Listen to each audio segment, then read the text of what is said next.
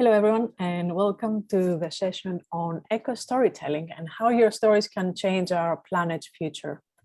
As we're obviously at a time of a lot of conversations happening with COP, it felt like a good opportunity to involve more young climate activists in a conversation that it's really relevant right now, of course. So just a few things in terms of what we're going to talk about. We'll have a few introductions so that you meet our climate champions and learn more about the session. We'll hear a little bit of their stories, and we'll have a brief training in terms of storytelling with impact, how you can communicate your story and how to make it more actionable and relatable. And then, of course, we'll open up to Q&A to have more of a chat with all of you and ask everyone anything you want to know, of course, from the team. So just starting with introductions. I'm Teresa from Lightful, and we partner with Restless Development in this occasion with COP and hopefully further after that to explore how we can support young people who are interested in working around climate change and climate activism. And that was a great opportunity actually to come together with 5 young people all over the world and support them as part of the training to head to COP, or those who couldn't make it to support them even further on how to communicate their message and explore the next steps. So we're really happy to work closer with Inés, Aziz, Poonam, Andrew T, and Andrew M, the 2 Andrews. Really great to have you all here.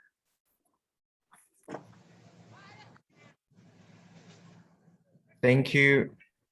And let's start with a poll, and just to make sure that we check in with everyone who's here.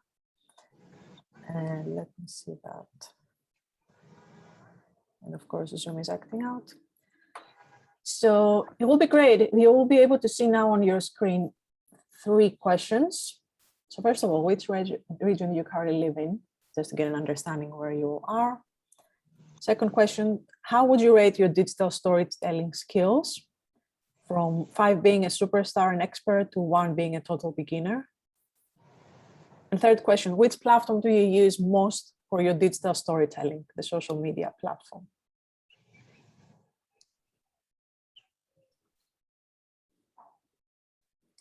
I'll leave you a minute for everyone to vote.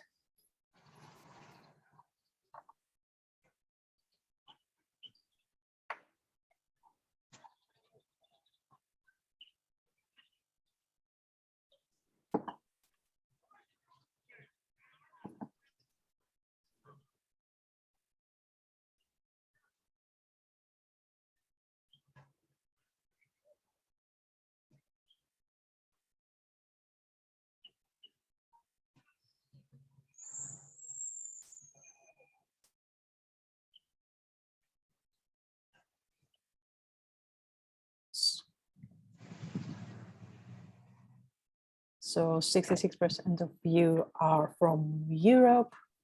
In terms of the digital storytelling skills, almost half of you, 46%, said 3 out of 5. And in terms of the digital platforms that you're using, there is an interesting mix there. And we see Instagram, Facebook, Twitter, and messaging channels also on WhatsApp, Messenger, and all the rest. So let me change that, stop sharing.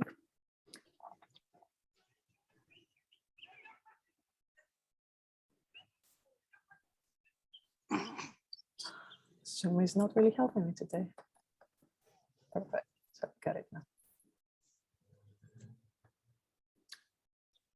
And now we're going to hear a little bit more about the Youth Power Climate Reps, as we call everyone here.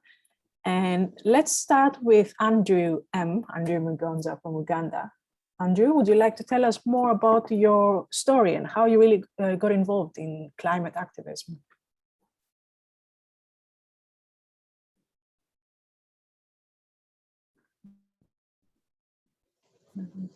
Oh, thank you very much. Are you getting me? Yeah, perfect. Can you hear us? It's Andrew Mugonza from Uganda. I'm the community mobilizer and liaison officer for Fridays for Future Uganda.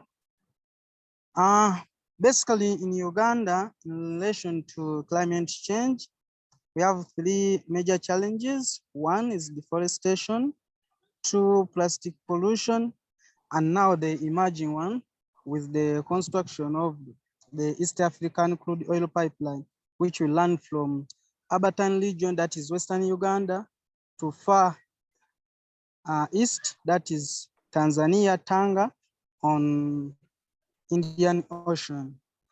I myself, I do engage and mobilizing vulnerable groups, many youth, school children, and women.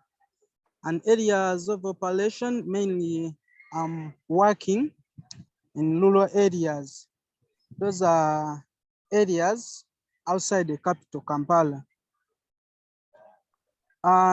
You should know that Uganda, 60% of the population are engaged in agriculture,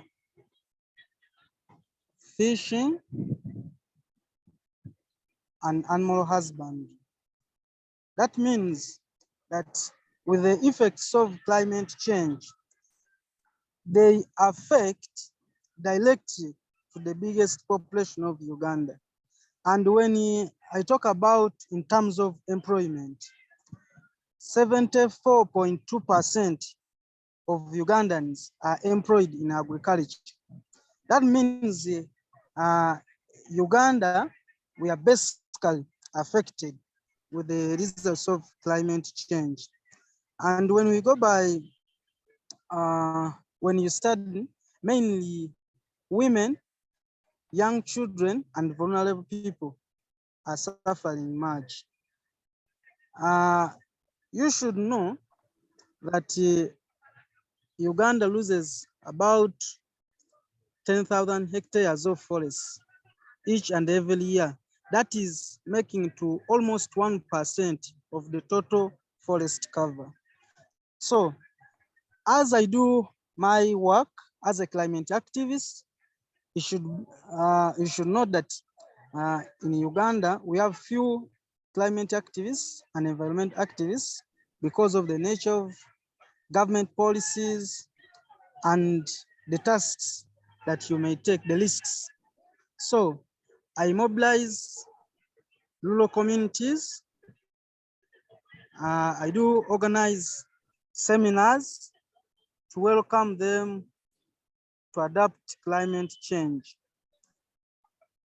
As the question was raised, how can maybe my story change? The question was, how can this story help to the planet's future? I think there are three major elements. One, by training rural communities to plant trees.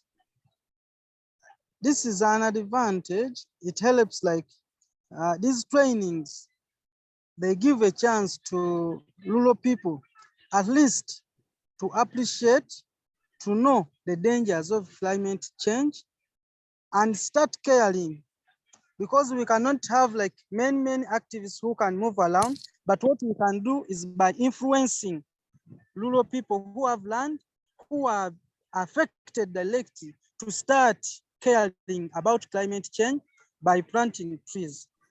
If we successfully convince these people, the more they plant trees, the more we are talking about climate change. Number two, if we plant more trees, these trees planted are going to help to restore our destroyed forests. And we are much aware that these forests are carbon sinks. When you look at this, the construction of this East African crude oil pipeline, it was estimated that it will produce 34 million metric tons of carbon. That means to reduce these carbons, we must plant as many trees as we can. So by planting trees, we shall be increasing our forest cover, which forests act as carbon sinks.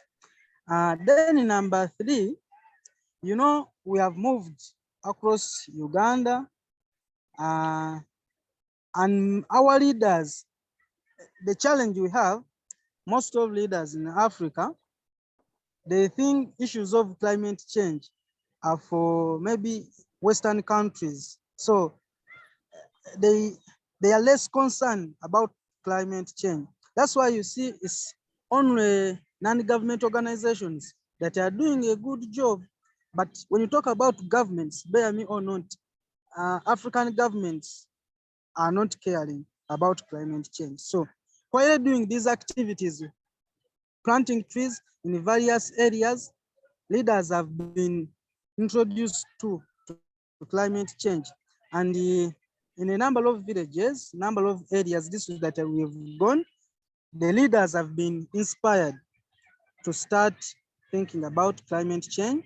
And there are a few of them, they have started to see how we can train them to do what we are doing. So in brief, I have inspired and I'm still inspiring very, very many young people, women, and rural communities to start doing whatever they can to stop climate change. There is an element where we organize seminars for school children who are in groups. We have started various environment clubs in schools, and these young children, we have discovered that they influence parents at home when they learn about something which is practical, say like a planting a tree, don't cut trees. When they go back home and they talk to their parents, they inspire. There is a way these young people influence their parents, most especially women. When a child leaves school and goes back home, then when you, after receiving that information, they influences their mothers. So it is working for us, at least parents, when we go for community meetings, they give reference from their own children that they told them not to cut trees, not to plant more trees. So being that Uganda is affected much, people have started at least caring about climate change and see how we can adapt it. So in brief, I think that can be enough. Thanks so much, Andrew. Really great to hear your story and really great work that you're doing. And we've got Andrew T from Cameroon to tell us a little bit more about your story and your experience really with getting started with climate activism or where you are now. Okay, thank you very much, Teresa. And yeah, it's very nice that we have two Andrews, one on East Africa, and well, I'm from West Africa, Cameroon, as you can realize. So I actually grew up in a rural community, and our water supply was not provided by the government, but it was a community water scheme. So we depend a lot on water that comes from upstream. And there was also this belief that the forest actually protects the water catchments, and because of the presence of the forest, the water catchment is very easy for the water catchment to instead grow. So it makes it easy for the communities to actually go upstream, tap the water, raise funds to generate the water or to purify the water and send it downstream. But with time, the community started to grow. People needed lands to start building houses for agriculture and stuff. So they started felling down the trees. As a result of that, the catchment area started to reduce. So through a partnership with the UK-based organization Reignite for Development, they partnered with Engineers Without Borders, who came to the community and carried out a research on protecting their forests, and they actually realized that yes, as a result of deforestation and other negative practices, the water catchment area was beginning to reduce.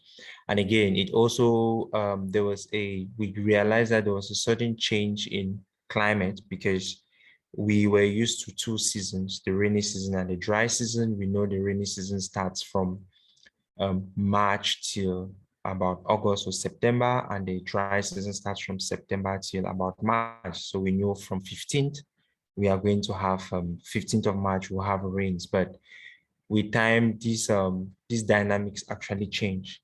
So when Engineer Without Borders actually mentioned that the felling down of trees is wrong because it leads to a reduction in the water catchment areas, I engaged with other young people in the communities to start promoting a campaign of planting trees in the catchment areas, and even asking the community leaders to actually declare that area a protected area, going to the extent of including of working with local government authorities like central government representatives who have the authority to stop people from going into various catchment areas. So as a result of that, we were able to plant trees, but that did not end there because I started moving a lot away from the community. So while I was studying in university, I met one of my classmates, friend, Zukane. Through his organization, he was involved as Intercultural Alliance for Development. He was involved in promoting culture for development. And because he's working in culture, there are certain areas of culture, that's protected cultural areas in communities that people are not allowed to go into those areas. And when in the course of his studies on how people protect those areas, he realized that when the community says people should not go to a particular forest because it is a sacred forest, people will not go to that area. So as a result, he got engaged in the conversations around climate change. And through the Intercultural Alliance for Development, we came up with the initiative to plant 1,000 trees per year in the municipality of Chang, that's in Cameroon. So this year we have already planted more than 1,000 trees. And seeing that the younger generation is not so aware of climate change and its ramifications, we have also engaged in various mechanisms to educate these young people in the primary and secondary schools. And we do it through plays, essay competitions, and we also encourage them to engage in waste sorting in order to protect the environment generally. And the best schools always end up receiving a prize. So that is actually from realizing that deforestation reduces the water catchment, which eventually could reduce the supply of water in the community. That's how I went to engaging in tree planting in a peri-urban area in order to protect, in order to reduce the carbon dioxide in the air through the planting of trees, and to create those safe spaces where more trees could be planted around the communities by asking communities to declare certain areas as sacred areas, which of course in African tradition, it means a lot.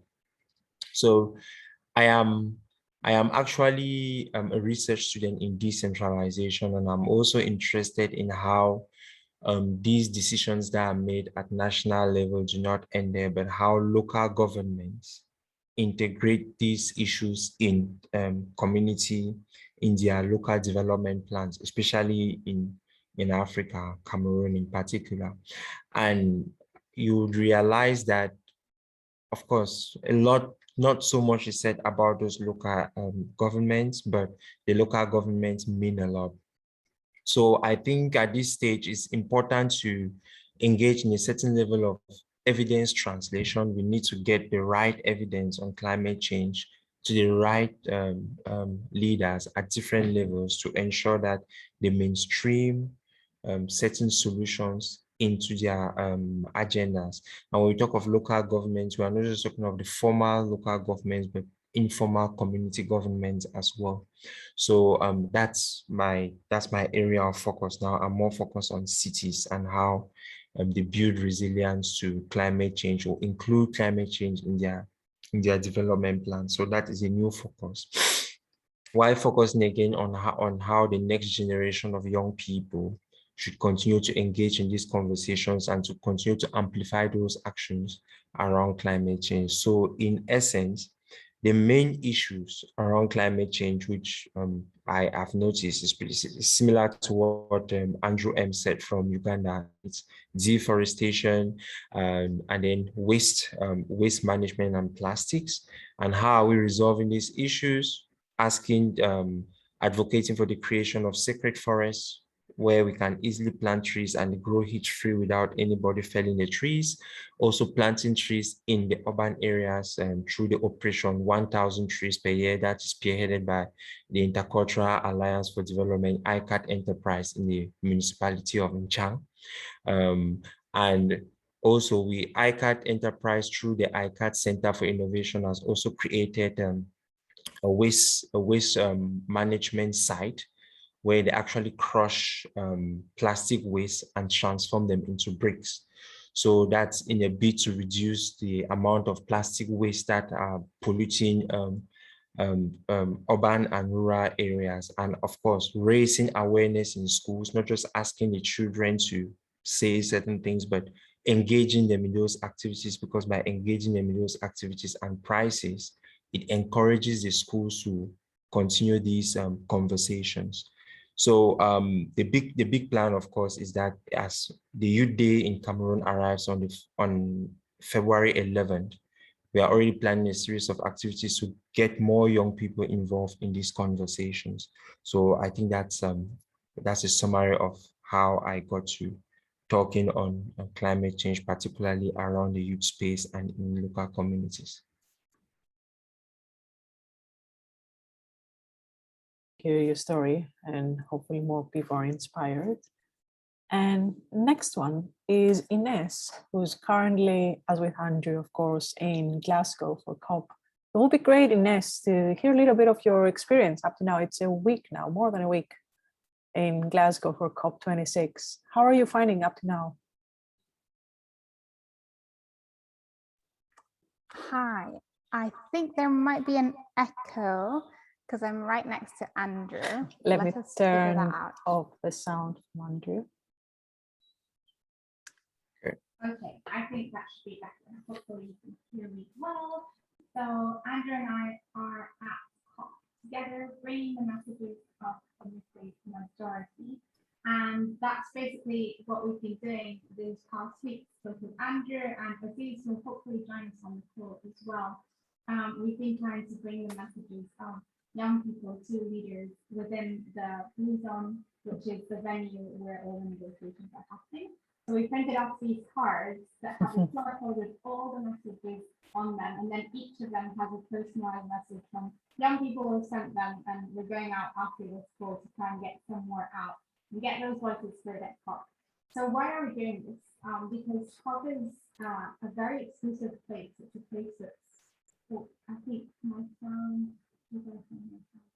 I think, yes, I've just noticed. I think it's the sound coming from Andrew's mic. It's a bit low. Okay, so can you turn your sound off? Let me mute Andrew. It's off. What if you turn on your sound now?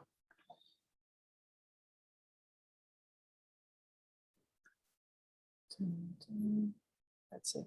Does that work? Yeah, there's a little bit of echo, but we can still hear you better. Can you just mute it completely? Or Definitely better, don't worry. I think it works. Yeah. You can put this in there. Okay, trying again. Don't worry. So what we've been doing within the venue is trying to get messages across, because the COP is a very exclusive place. And we have realized that even within the Youth Power Climate Reps. You've noticed Andrew M isn't here with us, and Poonam isn't either, because they weren't able to get visas. And that's the same for many young people in their communities and other people from marginalized communities. So that's why our campaign at COP has been bringing these messages of the missing majority, and doing that as well through other venues, like events that we've had, conversations with other organizations, or even the media. We've had some interest from media as well, and that's very interesting to see how, I guess, professional storytellers are also taking our voices to a global scale. I don't know how many of you who are on the call are at COP or have been to a COP or know what COP is. So just in terms of context, COP, oh, I can see someone is actually on the train, probably going to COP. It's probably Aziz. So this is a space for 2 weeks where leaders come together, they negotiate, they try and find solutions to the issues that we're facing in terms of climate change. This particular COP has been interesting because a lot of world leaders came at the beginning of the first week, which isn't habitual. Generally, they come at the end to sign certain agreements. And so there was a lot of commotion in the first week, and a lot of people trying to make promises and commitments, which was very, very interesting to me. I was at the COP last time, and there was a lot more focus on the second week than there was on the first, because that's where people really sign on to commitments, where negotiations have happened. Whereas last week there were announcements on deforestation, on different types of funding. And now in the second week, some countries have kind of backtracked and been like, oh, that was too fast. So from the civil society side, it's very important that we have that push and that message, and that we bring our own voices and the voices of those who couldn't come to these negotiations. But you may have heard as well that this COP is quite exclusive because of COVID. And so we've not always been allowed into those rooms. So it's trying to find those spaces so that we can share those stories, and we can bring those voices to the spaces where they need to be heard. But it is a very technical and complex system. Some of you may have heard of the Article 6 in the Paris Agreement, and I'm not going to bore you with that because the negotiations can be a bit boring when we don't understand the jargon and the different terminologies that are used. But basically Article 6 is about carbon markets, and it's the only article in the Paris Agreement that hasn't yet been signed off, because it's a very complex issue. And basically carbon markets is the fact that maybe a country that is emitting less than they would be allowed to reach the 1.5 degrees could sell credits to a country that is emitting too much carbon. And I found this very interesting in terms of storytelling, because that's very technical, and they're trying to find the right words to write down whether who could sell a credit to someone, how can you make sure it's legal, etc., etc. But then I was hearing stories about communities in the Amazon saying, we don't want to feel like we're merchandise to be sold, like what we're doing protecting the environment is something that can just be sold, and we can be transferred from a country to another. And they were sharing their stories about that. So it's been very interesting to see the intertwining of what people's personal stories are and what the actual technical realities of the negotiations end up being, and how those two really interact with each other, and we make sure that we are taking those voices into account. So it's been a very exciting 10 days. We still have a couple more days, and as you can see, we've still got a lot of messages still to share. If you still want to share them, you can definitely go on the Missing Majority website that we have up at Restless, and keep sharing your messages, because as you can see, we're sharing them as much as we can. Thank you, Teresa. Thanks so much, Ines. And yes, definitely keep an eye on also the social channels, where there are very interesting bits and pieces sharing from the team, from COP. And we'll get back to more questions from all our youth reps right after. And heading into a little bit of training in terms of storytelling with impact. And it would be great to also see your thoughts on that, if you want anything to add or any comments throughout the session. We want to make sure we involve you as much as possible. So when we're talking about storytelling and storytelling with impact, obviously the first question might be, why do we want to focus on storytelling? Why do we need to tell more stories? So obviously when we're talking about climate activism, but also storytelling in general, storytelling is important. It really helps you to communicate your passion. It helps you get your message across to others, and it makes it easier to connect with someone, whether they know more about what you're talking about, or if it's a case that they have no idea about the specific case and they want to connect with you. It's easier when you're telling a story to build support. So this way you're explaining what you're working on, what do you want to achieve, and then by making a very easy to understand story, you're making it easier for someone to understand what they need to do next.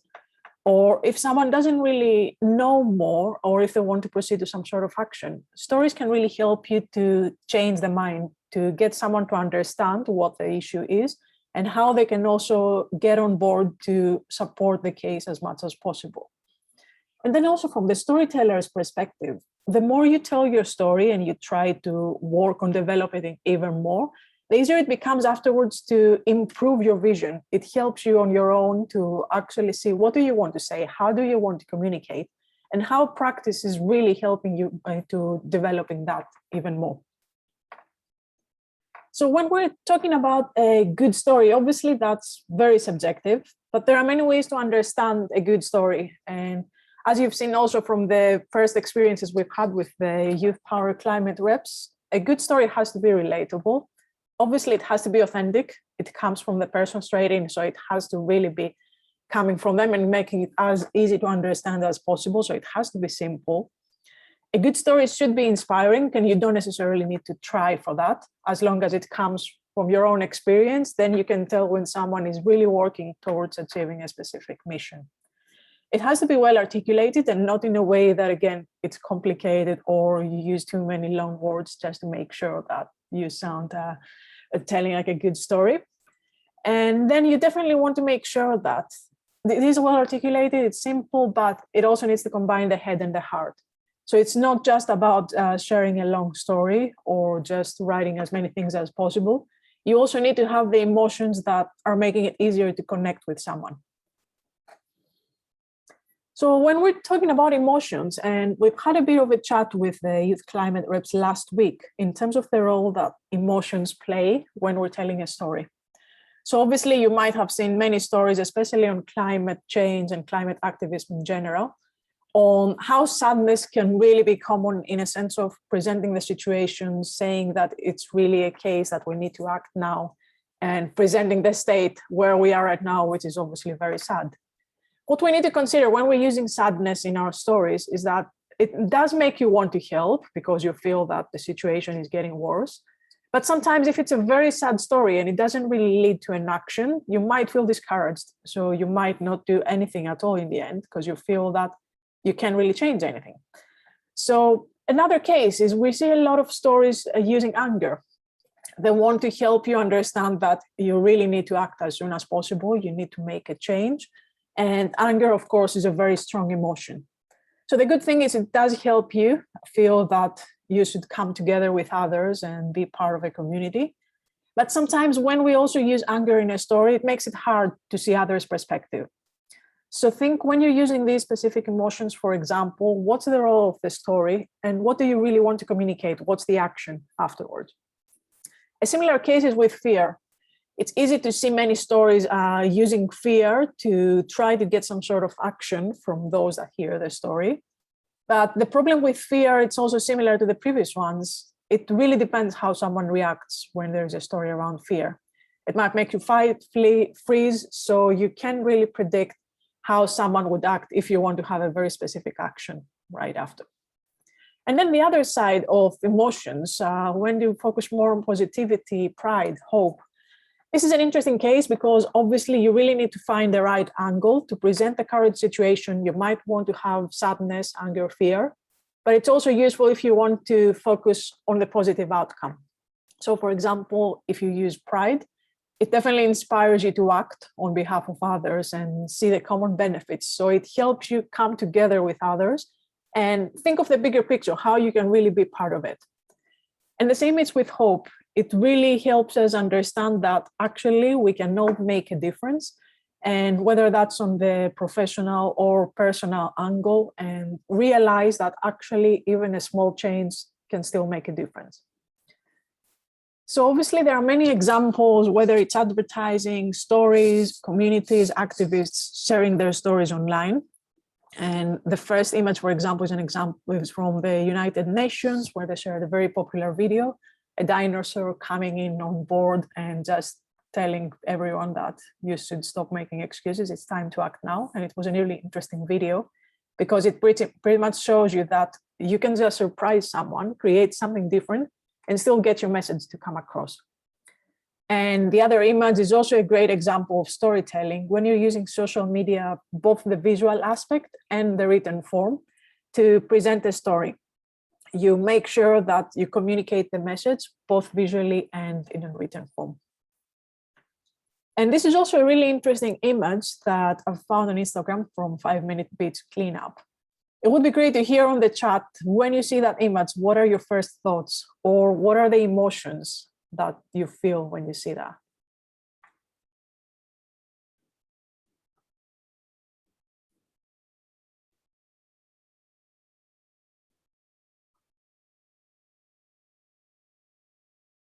Sadness, shock, sadness. Sense of urgency, good point. Loss of innocence, that's a good one. Fear, fragile, frustration, panic, need of action. Yes, exactly. I feel that there isn't a set emotion that you feel, but it's really good that you all portray what you feel seeing that image. Exactly, the world is melting away. So when I saw that on Instagram, it really grabbed my attention. It's exactly the case that sometimes a simple idea that just provokes a bit of a shock at first with a sense of urgency can really make you come across the message in terms of immediate action. And obviously the idea of the ice cream melting is a really nice metaphor to present the case of the problem. And so when you're building your story, and we want to make sure we help both the Youth Power Climate reps, but also everyone working around climate activism, to explore how can you review your current story, or how can you improve that, in a sense of making sure that the more you practice it, the more you understand how you can communicate it as authentically as possible. So obviously the first thing you need to consider is what makes you stand out. And sometimes we tend to forget that we've got our own perspective. We are standing out in our own unique way. And we want to think, what do you want to communicate? Who do you want to reach? So when you're telling your story, there could be different audiences. So you might want to adjust your story. If you're talking to your local groups, it might be different the way you tell your story compared to the press or the broader audience. And of course, if someone is aware of what you're talking about, or if they're brand new and they need more context, you might want to expand even further. So the more you start telling your story to different people in different audiences, the easier it becomes to understand how can you tell it in a simple way that it's still engaging and that you get them to feel part of it, to connect in their own unique way. And we've also asked last week our Youth Power Climate reps to share their stories and what they're doing at COP26 in a written form. And it was a really good test to just see pretty much in action the bits that really help you tell a good story. So this is the story that Inés sent over. And of course, Inés, feel free to jump on board. I'm just showcasing your story. And I tried to mark in bold bits and pieces based on what we've discussed, in a sense of how can you really stand out and make it relatable, actionable, and make sure you just communicate your message. Would you like to read it, Inés? I can try. Perfect. So, I come from Peru, and due to El Niño phenomenon, climate havoc is being reaped in the form of floods and glacier melting, forcing people to leave their homes. And in the last 40 years, we've lost 22% of our glaciers, which is 71% of the world's tropical glaciers. I spent my time trying to stop further disaster and know that as it stands, the future is not something that I can look forward to. I want world leaders to stop for a minute. In the world of meeting after meeting, world leaders need to hand the mic to those young people taking action in their communities. Young people are already changing the world, and we need world leaders to jump on that change and generate that systems change we've all been waiting for. At this COP, I hope they listen to the missing majority of young people who aren't in the summit halls, but in their countries where real climate action is happening. Leaders need to support young people to have our place at COP26, to be heard, to make decisions, and to take responsibility for the changes we need to make happen so that we can avert climate disaster. Perfect. Thank you so much. So what I really liked is, for example, you're starting by giving more context and explaining the situation, and adding the numbers is really making it easier for someone to understand. And as Roshan, for example, is commenting now on the chat, it's the sense of empowerment and responsibility that works really well. So you start by a very specific case, and then you encourage in terms of the action, this is what we need to do, and it's very specific. You say how the leaders need to support young people to be heard, make decisions, take responsibility. And it's also the case about the missing majority, and making sure that this is not just about the leaders, they also need to include even more those who are affected, especially the younger people. And I also love the bit about the future is not something I can look forward to. It's also very powerful and a really nice way to make a case about the story that you really need to grab someone's attention. It's a really great story. And of course, thanks a lot for sharing it. And what we've just mentioned, pretty much, you want to make sure with your story that you communicate the impact. So it's not just presenting the problem. You want to make sure that you explain, what do you want to achieve? How do you envision the future? And what the positive outcome looks like? And in many stories, we encourage someone to think, pick a character. Of course, it could definitely be yourself. Present the challenge and also think of the outcome. And a nice way to also make it easier sometimes, especially when you're talking to the media, is to think of the hook. How do you start by presenting the context? You add more details, and then you make some sort of ask. You present the action. It might be the urgency. It might be empowering and inspiring others. But still, you want to make sure that there is some sort of outcome in the future that you're imagining. And this is another story from Aziz. I think Aziz is traveling. Yes, he was online just earlier. Yes, I think he's taking the train. Yeah, he was online.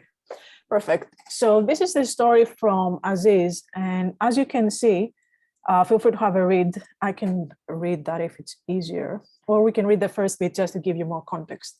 So 5 years ago, I was in a car with my brother, stranded on a bridge in heavy rain in Lagos State, Nigeria.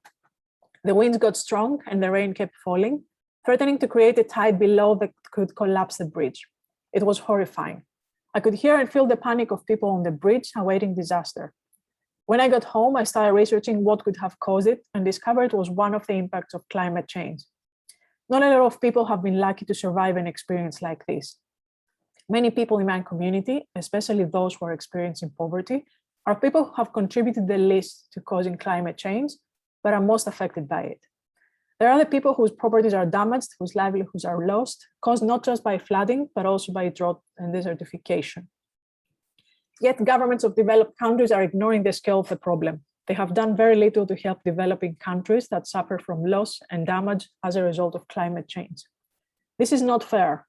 I'm calling on leaders at COP26 to deliver climate justice for people living in developing countries. As a youth power climate rep at COP, I'm advocating for adequate finance to support those whose livelihoods are threatened or have been destroyed by climate change. Developed countries must use COP to help developing countries adapt and build resilience against the climate crisis now. So as you can see from the story, I really like how he's presenting a very specific moment back 5 years ago in the car with his brother and the incident with the bridge.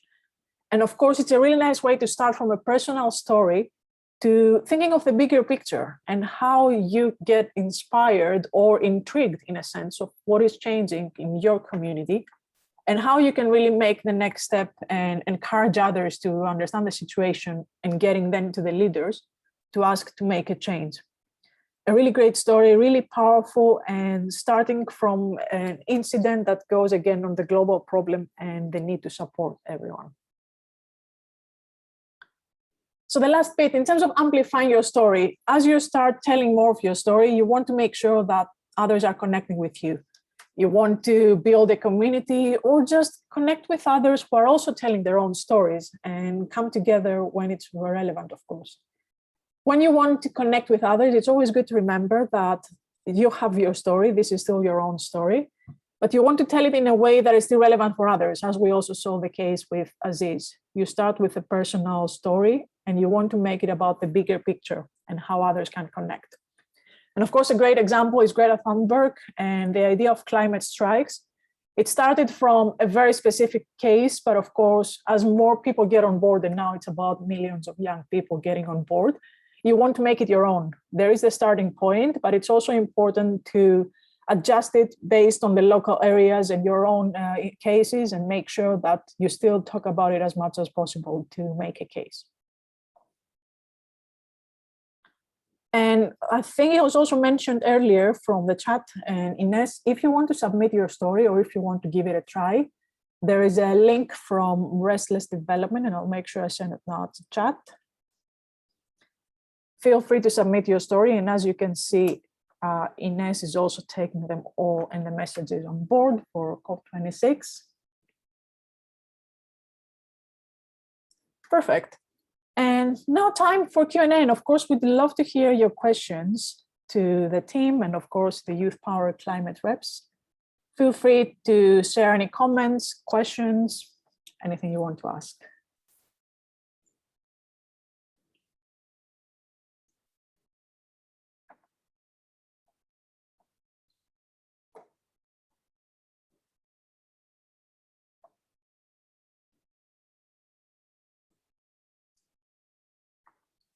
Amy says, here in the UK in our charity, we talk a lot about our children's future, as we're only just seeing the effects of climate change, but we need to do more to influence our communities to take action to protect other young people now.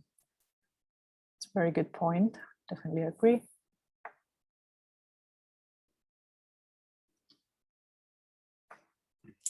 Yes, and I was in a session yesterday with Plan International and the Malala Fund, and we were talking about education and climate and how they're very related, and definitely the topic of children.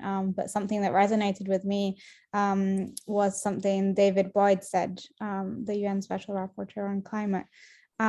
He said that we need to educate adults more than children, and I think we also need to do that, and our stories can definitely help do that. But everyone needs education, so definitely working with children or adults is very useful on this topic.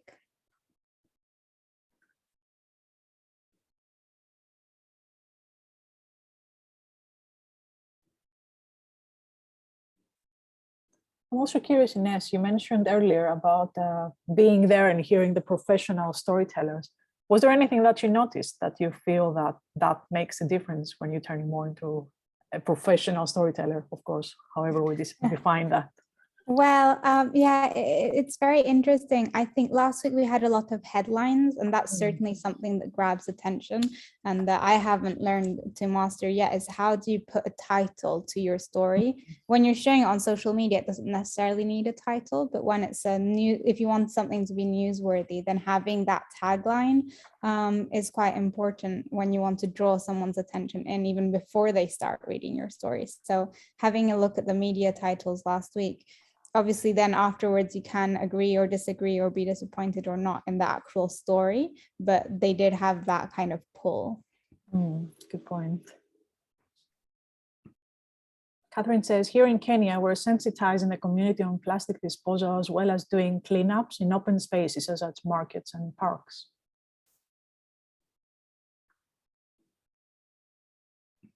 And I think for me, that's super important, is the fact that right now you're sharing what you're actually doing. Sharing a story of action is very powerful. And many times people see young people as the doers, and then how do you actually share that story with other people?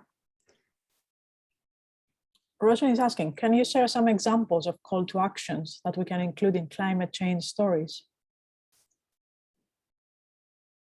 I think you said some, Teresa, and definitely even in the stories that we shared, but I guess it's, what do you want people to do after they hear your story? Yeah. So do you want people to write a letter to their government? Do you want them to march? Do you want them to change certain habits that they have? Do you want them to stop flying, stop eating meat, stop using plastic, or whatever that is? There are so many calls to action. I think the main message on my end is that there shouldn't be too many within your story. Maybe have one or two so that people can concentrate on that, as opposed, unless it's like a list and you want to say these are the 100 things you can do to take action.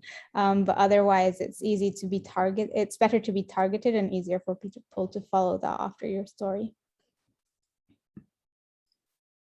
And a question that I'd like to ask Andrew M or T, of course, whoever feels comfortable replying.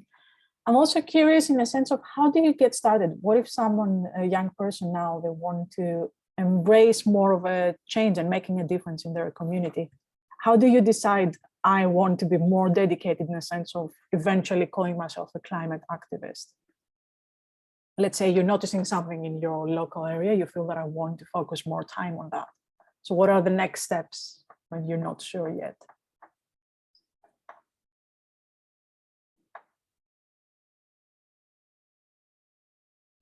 Okay, I don't know. Okay, I thought Andrew East was going to go first. East because he's in Uganda. To be very sincere, when I started the action, I didn't even know what I was doing. I was very young and naive, and I was just interested in, okay, fine, let's plant the trees. After all, it's tree planting. It's a nice exercise. You go up, you plant trees and everything to protect the catchment areas and stuff. But now with time, as I grew up, a lot of how can I put it? A lot of literature came into it. No, you have to prioritize the issue, look for resources and everything. And at the same time, one thing I didn't mention was the fact that you also need to be careful with the kind of trees you're planting. What trees are you planting? Be careful not to plant trees that will suck up all of the water in the water catchment areas. So there are specific trees that should go in the catchment areas, there are specific trees that should go in the cities. So most often what drove us to actually start the action was just do it. Just do it, because if you don't do it, you don't know what might happen. Contribute your own quota to it. Yeah, you cannot change the entire status quo, but at least in the meantime, start something on which every other person can build on. So we, of course, resonating with Inés's story, we do not go to government and ask them that we want to do this. We start it, then we go to government and say, support us, because if you don't support, either you support us, if you don't support us, we will still do it. So if you support us or not, we have moved. So join us, join the train. So it's just a way of resonating with what Inés said about giving the mic to young people who are already doing a lot. And I really wish we had the opportunity to have these young people, the missing majority, present here in Glasgow to share all of these very interesting stories and much more. Thanks so much, Andrew.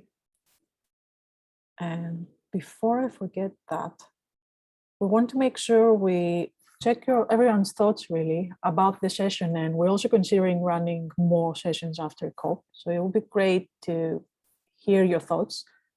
If you would like us to run more sessions and we want to explore even additional topics, because we really enjoy that and we definitely want to continue the conversation. So you'll be able to see the poll on your screen. And as people answer that, I've seen someone in the chat was asking, what are some subtle ways to educate a person completely unaware about the SDGs? And for me, it's always bringing it back to what interests them the most. And I was saying this the other day that maybe it's the topic of gender that interests them the most. And so bringing them in and telling them that more women are impacted than men by climate change, or maybe it's the topic of plastic, even though it's not totally related to climate, it actually is, and bringing that voice into that and kind of pulling them in from whatever interests them most. If it's a topic of education, or just talking about how to bring climate education into that. So many different ways to pull people in, and it's easiest to bring them in when you know what interests them already. Thanks so much, Inés. And let me stop the poll.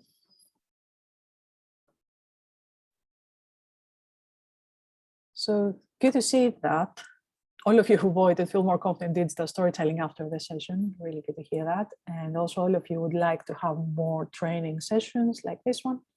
And also some ideas on the topics, and we'll definitely make sure we consider that to plan more sessions.